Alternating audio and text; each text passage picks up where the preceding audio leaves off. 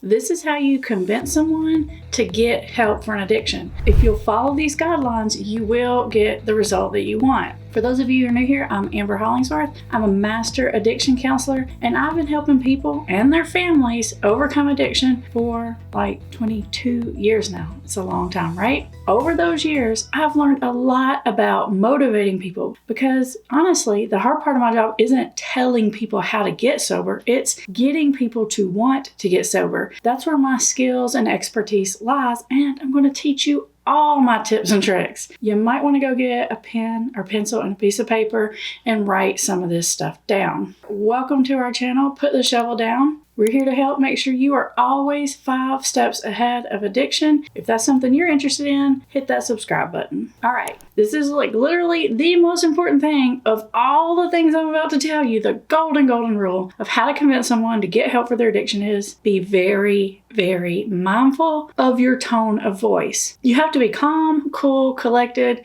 I like to use the word casual. For me, I like to use a lot of humor. If that's not your style, I probably wouldn't insert it at the last minute to negotiate this deal because it's going to sound weird coming from you. But if you do typically use a lot of humor, then go ahead and throw it in. What you don't want to come across is any kind of fear or animosity or anger or frustration or impatience. Any of those signals, it's not just what you say, it's really more than tone. Like, think about tone more than just your voice. That's definitely included, but like your whole body tone, your whole body language, like all your energy you're putting out there, you gotta get that right. Chris Voss, the hostage negotiator, you know, the guy that wrote that really cool book, he calls the voice the late night radio show host voice. That calm, cool, collected voice. That is the one that you want to have. If you bring any other kind of energy than that, you are immediately, even subconsciously, going to be hitting their fear reflex, which means you're going to slam into the brick wall of, no,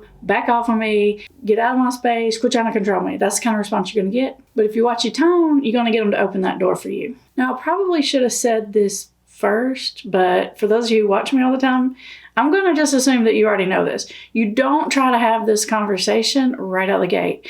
You have to make sure that they're out of denial, that they know they have a problem and all that stuff. If you don't know how to do that, or if you're new to this channel, check out my playlist called Getting Someone Out of Denial or Motivating Someone. There's really great playlists. You got to do all those things first. I call that setting the stage.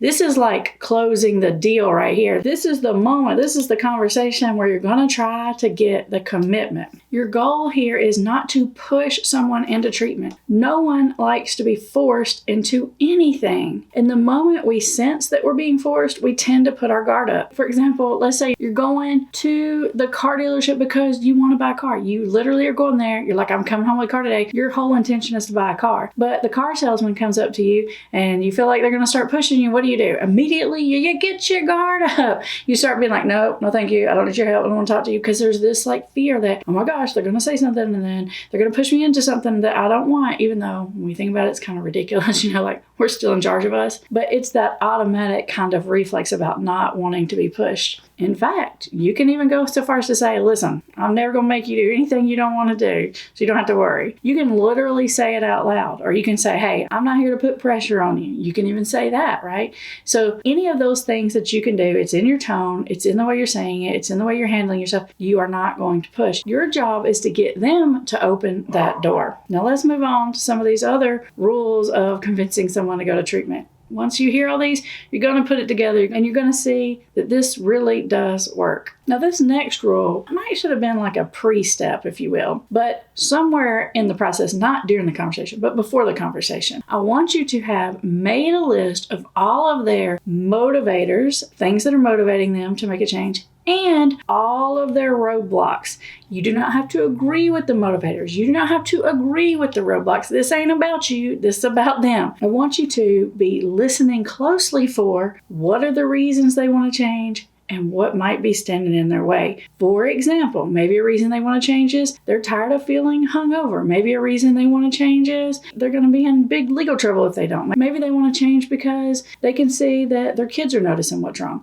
Whatever their reasons are, those are important. You need to sort of capture them. In fact, I think it's even smart to even write them down somewhere. But you got to keep them hidden, because if they come across that, it's going to be kind of weird. So if you're going to write them somewhere, which I do think is helpful, just keep them somewhere away. Also, make a list of things that are going to roadblock them. This is going to come up later in your negotiation skills, so you want to know what these are. So for example, if it's I hate meetings because I don't like all that religious crap. If it's I don't want to talk to counselors because I don't want to talk about no bunch of feelings and stuff, who's that going to help? If it's I don't want to go to treatment because I can't be taking all that time off of work. These are the things that I mean when I say roadblocks. If it's I can't go do that because there's no one here to take care of my dog. You need to identify these roadblocks, because eventually, we're going to talk about it in a second, you're going to have to figure out how to address these roadblocks so that you can kind of smooth the path for them a little bit. Now, one of the best, easiest, and most effective ways to really understand where someone's coming from, to be able to identify those motivators and roadblocks, is to use a lot of active listening skills. And I do have some videos on that, but I'm going to give you the basics right here. This is going to be real easy. Here's your 3 sentences. You say something like, it sounds like, fill in the blank. It seems like, fill in the blank. It looks like, fill in the blank. And you're just literally repeating back to them, rephrasing back to them what they're saying to you. And you're either going to be correct and they're going to say, yeah, that's right. Or you're going to be like, no, that's not it. It's really more like this. And either way, it's a win, because all you're really trying to do here is you're trying to help them feel understood. And in the background, you're collecting some information. You're going to use it later. And if there's one you're going to blow up, this is probably the one. In fact, this is the one that most people blow up. Even people that have been watching this channel for a long time, they've been working the plan. This is the one you might mess up. I'm going to call it, don't mislabel their intentions. Let me be more specific. Don't assign a negative intention to the things that they're doing or have done. Do assign a positive intention to the things that they're doing or have done. For example, let's say you're dealing with someone and they've been in this, I'm going to do it on my own phase. They've been refusing to get help. You can say, you're just avoiding this. You don't really want to do the work. That's a negative intention. Or you could say, dude, you've been working really hard at this. Like, wow, you've tried all these things. I can tell that you're really committed to it. Let's say, for example, they're sneak drinking and they're sneak using, right? I know you don't like that. We got other videos on that. But in this negotiation, what I want you to do is, I just want you to say, and I know that's because you're really just trying to protect us. Because in their mind, that's what they're trying to do. Maybe their intention is they just want to be able to relax after work. You can say, I know you're just really trying to relax after work. I mean, you have a stressful job. It's hard. I get it. Like, that's reasonable to want to relax. You're going to stop attacking their intentions, because probably not you, but some of the other listeners, they do things like, all you care about is work. You don't care about us. You just come home, you just drink. Or you're putting your drugs and alcohol in front of your family. You're putting a negative intention on it, and it doesn't go over well. Guess what happens when you do that? They get fighting mad. They fight back. If they're a confrontational kind of person, they're going to verbalize that to you. But even if they're not a confrontational type of person, they may not say it to you, but I guarantee you they are fighting you in their head. So one way or the other, it's not going to work. Now, you might be thinking, well, what if their intention isn't good? So what? What if their intention isn't good? Who's going to argue with you when you label it as a good intention? Well, I know you really meant this. I know you're really trying to protect your son. Or no, you really didn't want this bad thing to happen, or whatever. I don't think they're going to say, oh, no, I wasn't trying to intend to do that good thing. They're actually, even if it's not totally true, you actually spark a little serotonin, a little good brain chemicals in there, and we're setting the stage neurochemically, psychologically, for them to open that door. Remember what your goal is here. Now, this next one is another one that you might not have been doing just exactly right, because you might think, oh, I don't want to say that. That's going to take us in the opposite direction. This one I'm going to call verbalize the drawbacks. Yes, I want you to actually say what the drawback to any one kind of piece of help is. Don't ignore it, because what happens is they're thinking it, right? And if you don't acknowledge it or say it, that's all they're going to think. They can't get past it. For example, if you're trying to get someone to go to like Big Daddy inpatient treatment, then they're thinking in their mind, I can't take that amount of time off work. So what do most people do? They say things like, look, this is more important. You don't need to put work in front of this. Like, your whole life's going to fall apart. You're going to lose your job anyway if you don't do this. Don't do that. I want you to do the opposite of that. Say, yeah, I don't know. It's kind of hard because you got to work, right? I know you need to go to work, and taking off that much time from work, that's a problem. I get it. It's a big thing. I want you to think about those roadblocks, those resistance. You got them on the list, right? You got them on the list in your head. And I want you to say them out loud.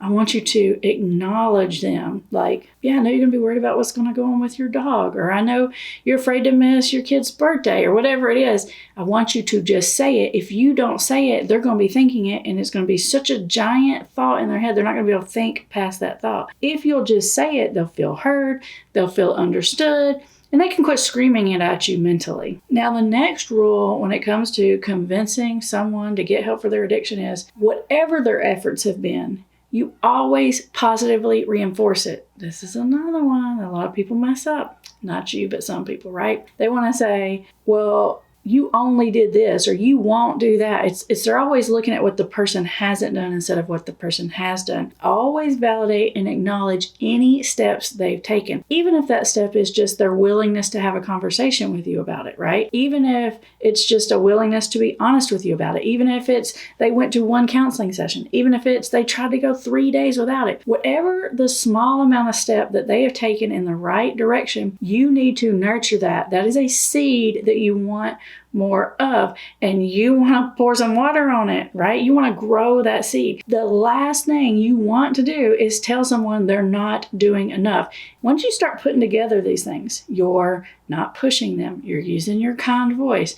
You're verbalizing that there are some roadblocks here, right? You're understanding what's motivating them and what's holding them back. Once you've got all these things in place, the whole scenario starts to open up an entirely different kind of conversation. Now, this next one is when we come down to the wire, we're literally asking the question here. Most family members, they kind of mess this up because they say something like, well, you agree to go to treatment. They ask a really big, hard question that maybe has a big open-ended, or it's too hard of a decision to make. You are dealing with someone who is in extreme decision fatigue because they're trying to live their regular life like the one you know about. Plus, simultaneously, they are juggling about 400 knives in the background that you don't even know about. They're doing this tap dance of constantly feeding this addiction and getting more and sneaking it and hiding it and coming down from it and planning and scheming and being resentful for you and all these other things that you don't even know is going on. Like, the internal life is off the hook. Like, I'm telling you, there's so much going on. So if you throw these big, giant, hard questions at them, it's not going to go well. So ask a yes or a no question, preferably even a no question, believe it or not. Or you can give multiple choice, right? Would this be better or would that be better? When you ask questions in that way, it actually forces the person's brain immediately into problem solving and they start thinking through the answer. Whereas if you throw a big, giant monster kind of question on them that requires a lot of thought and thinking through, their brain just gets overwhelmed and you might get the automatic, like, no, I just don't want to hear it, the overwhelm, the shutdown because of the decision fatigue. I'm kind of like that when I go to restaurants, right? Like, when I go to a restaurant and they hand me these giant menus, I just get totally overwhelmed. I either look around and see what everybody else is getting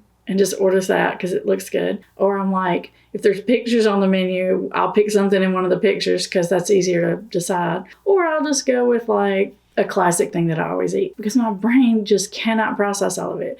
It starts to get decision fatigue overload. And you are dealing with someone who is always in decision fatigue overload. Chris Voss, the hostage negotiator, he says to get a no from them. And the way you might do that would be something like, would it be ridiculous if, or would it be terrible if, or would you really hate it if, and throw something out there. Because they're either going to be like, no, it wouldn't be that bad. Or they're going to be like, yeah, I would really not like that, but this over here would be better. It's a way of sort of reflexively tricking their brain into giving you an answer of some sort. Now, when it comes to giving them options, we're going to go back to remembering their roadblocks, their likes, their dislikes. For example, if you know they hate 12-step meetings because they don't like the religious stuff, or they hate support groups because they don't want to talk about their business in front of people, or they don't like counselors that want to talk about feelings or trauma or childhood, they hate all that. Whatever their preferences are, their reluctance is, whatever that is, I want you to plan around it. And I want you to do something like say, listen, I know you can't just take off a month of work. So actually, I found this like treatment place that, I don't know, maybe you hate it, maybe not, but they like let you take your laptop and keep your phone there. I want you to give some options that take into consideration some of their big major roadblocks. And all the while, you're sort of weaving in their positive motivations.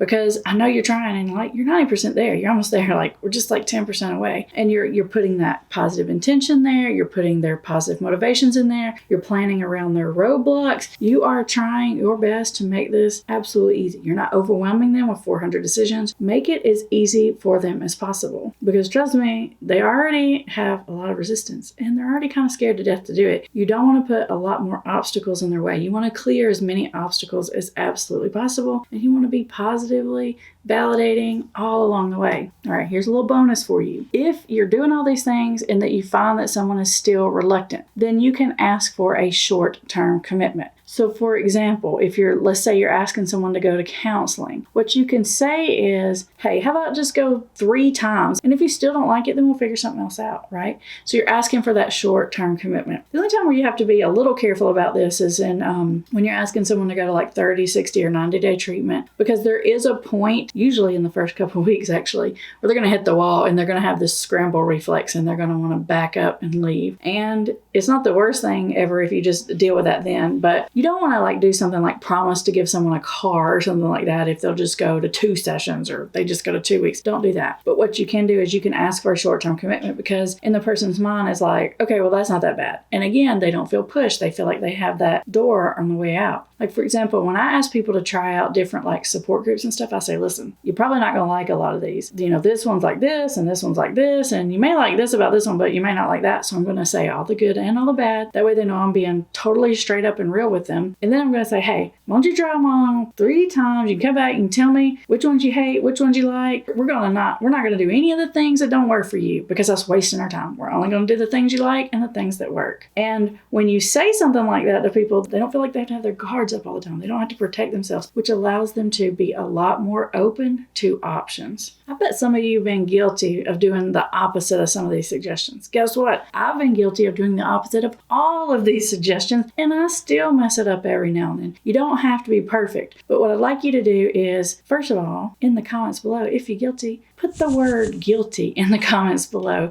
This is like a little confession. Be like, yeah, it's me. Just sort of raise your hand or put the word guilty down there. And that way I'll know I'm not alone. As always, there's more links in the description. And up next, more information on how to get someone out of denial.